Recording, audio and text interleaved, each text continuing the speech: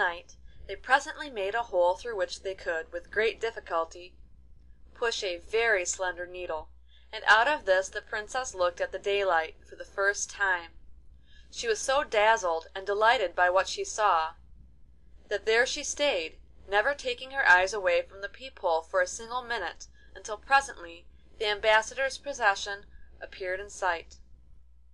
At the head of it rode Fanfaronade himself, upon a white horse, which pranced and caracoled to the sound of the trumpets. Nothing could have been more splendid than the ambassador's attire. His coat was nearly hidden under an embroidery of pearls and diamonds, his boots were solid gold, and from his helmet floated scarlet plumes.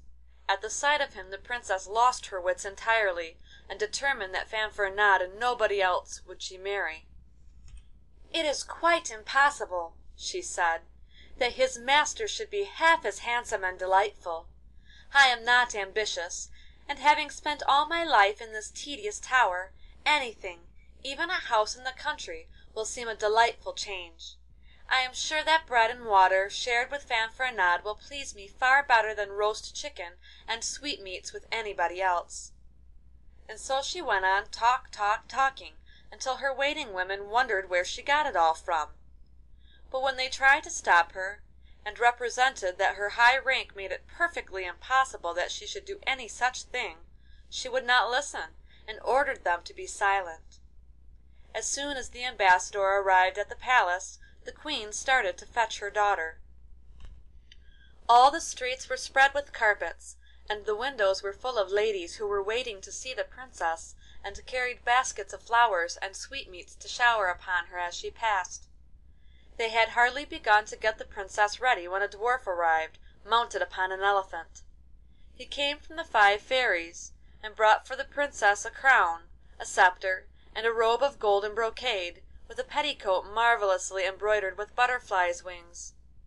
They also sent a casket of jewels, so splendid that no one had ever seen anything like it before, and the Queen was perfectly dazzled when she opened it. But the Princess scarcely gave a glance to any of these treasures, for she thought of nothing but Fanfaronade. The dwarf was rewarded with a gold piece, and decorated with so many ribbons that it was hardly possible to see him at all. The Princess sent to each of the fairies a new spinning wheel, with a distaff of cedar wood, and the Queen said she must look through her treasures and find something very charming to send them also. When the Princess was arrayed in all the gorgeous things the dwarf had brought, she was more beautiful than ever, and as she walked along the streets the people cried, "How pretty she is! How pretty she is!" The procession consisted of the Queen, the Princess, 5 dozen other princesses, her cousins, and 10 dozen who came from the neighbouring kingdoms. And as they proceeded at a stately pace the sky began to grow dark. Then suddenly the thunder growled, and rain and hail fell in torrents. The Queen put her royal mantle over her head, and all the princesses did the same with their trains.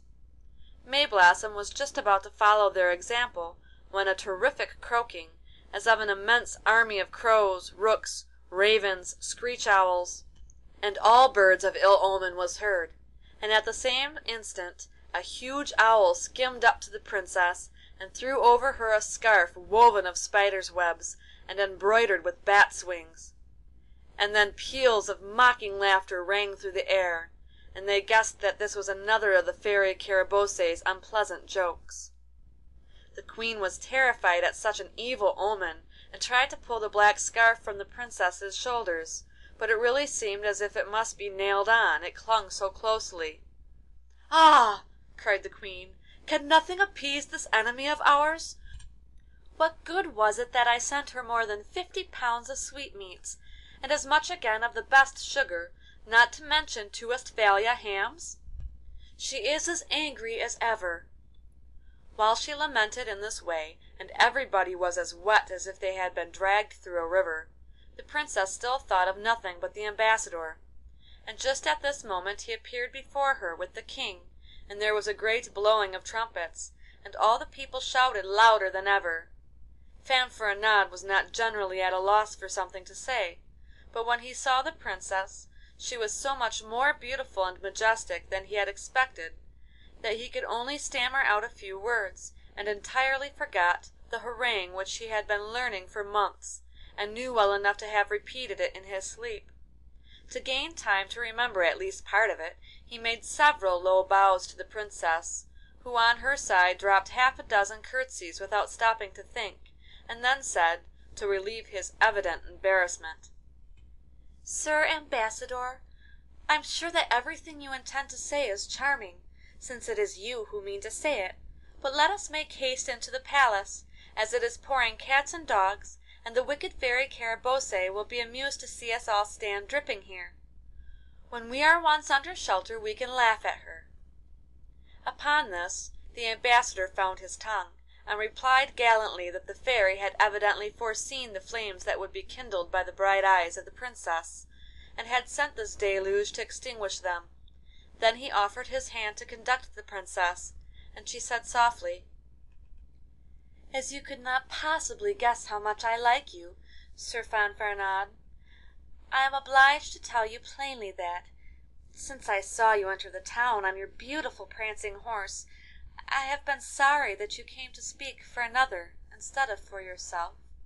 So if you think about it as I do, I will marry you instead of your master.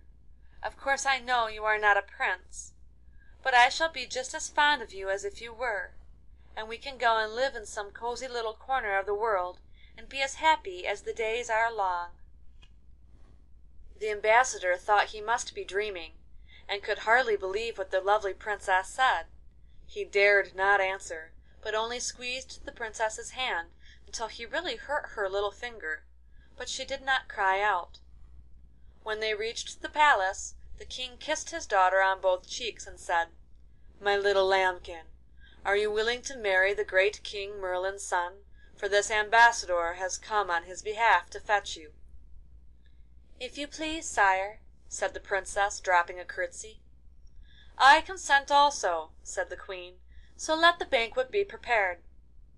This was done with all speed, and everybody feasted except Mayblossom and Fanfaronade, who looked at one another and forgot everything else. After the banquet came a ball, and after that again a ballet, and at last they were all so tired that every one fell asleep just where he sat. Only the lovers were as wide awake as mice, and the Princess, seeing that there was nothing to fear, said to Fanfaronade: "Let us be quick and run away, for we shall never have a better chance than this." And she took the King's dagger, which was in a diamond sheath, and the Queen's neck handkerchief, and gave her hand to Fanfaronade, who carried a lantern, and they ran out together into the muddy street and down to the seashore.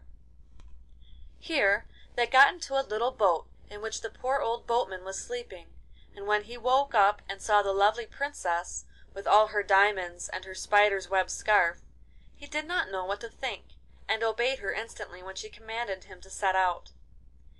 They could see neither moon nor stars, but in the Queen's neck handkerchief there was a carbuncle which glowed with 50 torches.